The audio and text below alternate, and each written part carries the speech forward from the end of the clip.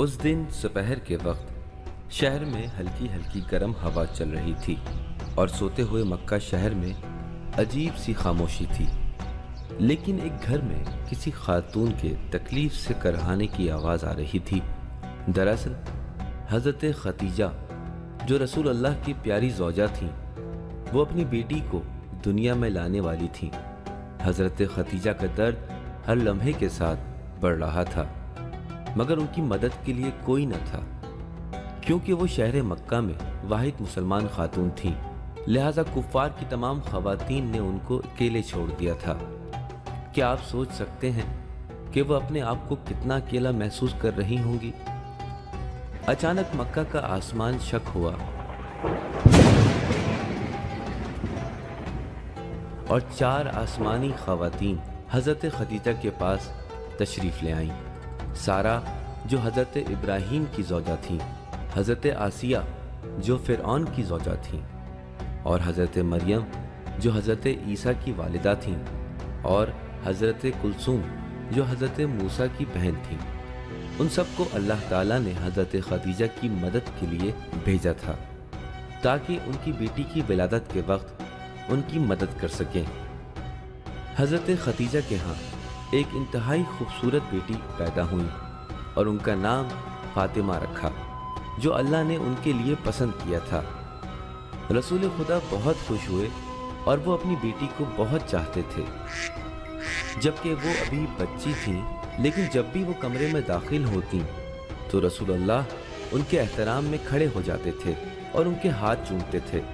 جب کبھی وہ سفر پر جایا کرتے تو ہمیشہ حضرت فاطمہ کو سب سے آخر میں ملتے، اور جب سفر سے واپس آتے تو سب سے پہلے انہی سے ملاقات کرتے۔ مختلف موقعوں پر کہا کرتے کہ فاطمہ میرے بدن کا ٹکڑا ہے۔ کچھ سال بعد حضرت ختیجہ بیمار ہو گئیں اور ان کا انتقال ہو گیا۔ رسول خدا بہت غمگین ہوئے۔ اب صرف رسول خدا اور حضرت فاطمہ رہ گئے تھے۔ اس مشکل وقت میں حضرت فاطمہ نے اپنے بابا کو بہت محبت دی اور بہت خیال رکھا۔ جب بھی کبھی کفار ان کے بابا کو کوئی تکلیف پہنچاتے تھے تو وہ ان کے زخموں کی مرہم پٹی کیا کرتی تھی۔ رسول اللہ کا پیار ان کے لیے دن بدن بڑھ رہا تھا۔ لوگ سوچنے پر مجبور ہو گئے کہ آخر کیوں رسول اللہ اپنی بیٹی کو اتنا پیار کرتے ہیں اور ان کی اتنی عزت کرتے ہیں۔ ایک دن اللہ تعالیٰ نے رسول اللہ سے فرمایا کہ مکے کے لوگوں کو کہیں کہ آپ کو محمد کے بجائے رسول اللہ کہا کریں۔ سب لوگوں نے، یہاں تک کہ جناب فاطمہ نے، آپ کو رسول اللہ کہہ کر مخاطب کیا تو آپ نے فرمایا، میری پیاری بیٹی، اللہ کا یہ حکم تمہارے لیے نہیں ہے، تم مجھ سے ہو اور میں تم سے، تم مجھے پیارے بابا جان کہا کرو، کیونکہ یہ الفاظ اللہ کو خوشی عطا کرتے ہیں اور میرے دل کو بھی تسکین عطا کرتے ہیں۔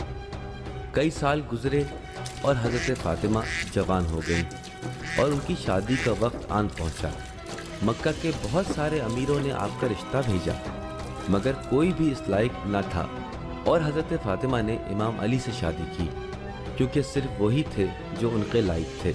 حضرت فاطمہ اور امام علی نے اپنے گھر میں ہنسی خوشی زندگی بسر کی۔